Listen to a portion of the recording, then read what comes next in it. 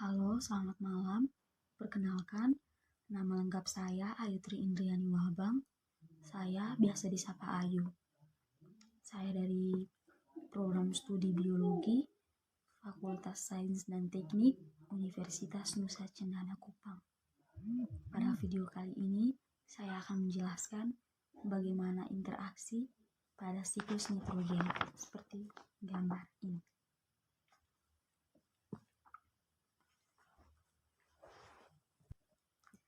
Sebelum saya menjelaskan interaksi yang terdapat pada siklus nitrogen tadi, saya akan menjelaskan bagaimana siklus nitrogen.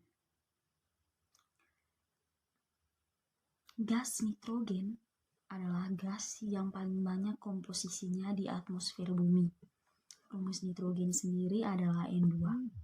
Gas nitrogen di alam ini dapat diikat oleh bakteri pengikat nitrogen atau yang biasa disebut bakteri fiksasi nitrogen. Kebanyakan bakteri ini hidup di tumbuhan polong-polongan atau leguminosi. Pada bagian akar tumbuhan ini terdapat bintil-bintil. Pada bagian ini ada beberapa jenis bakteri yang hidup yang mengikat nitrogen atau bersifat simbiosis dengan akar-akar polong-polongan tadi.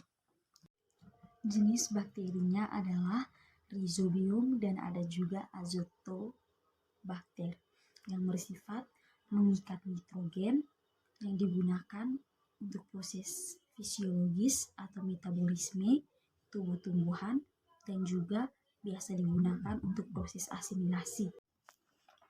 Pada gambar ini terdapat hewan dan tumbuhan. Kenapa ada gambar hewan dan tumbuhan?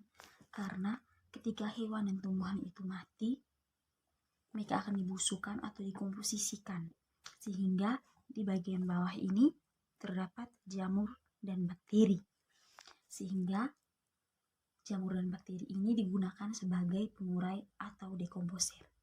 Kemudian hasil pembusukannya bisa secara aerob dan aerob. Proses jamur dan bakteri yang dibusukkan disebut dekomposisi. Hasil dekomposisi ini akan menghasilkan bahan-bahan organik yang kemudian dilanjutkan pada tahap selanjutnya, yaitu amonifikasi. Amonifikasi berarti pembentukan amonia atau amonium. Pada gambar ini, amonia atau amonium itu dirumuskan dengan rumus NH4+, yaitu kenapa? Karena NH4+ ini adalah ion yang sudah terionisasikan secara sempurna di dalam tanah. Dari amonia atau amonium ini akan diubah lagi menjadi nitrit atau NO2. Pada proses perubahan ini disebut nitritasi. Proses ini dibantu oleh bakteri-bakteri aerob yang terdapat di dalam tanah. Kemudian dari nitrit akan diubah kembali atau dilanjutkan kembali menjadi senyawa yang lebih kompleks, yaitu NO3 atau dengan nama lainnya nitrat. Pada proses nitrat ini, pada proses diubahnya nitrit menjadi nitrat, itu disebut dengan nama proses nitratasi yang juga dibantu oleh bakteri, yaitu bakteri Nitrobacter. Untuk lebih tepatnya lagi, pada proses amonia yang diubah menjadi nitrit dan nitrit yang diubah kembali menjadi nitrat disebut sebagai tahap nitrifikasi yang dibantu oleh beberapa jenis bakteri. Setelah itu, nitrat ini bisa langsung digunakan oleh tumbuhan untuk mendukung proses metabolisme atau fisiologis dalam tubuh tumbuhan. Proses ini disebut asimilasi.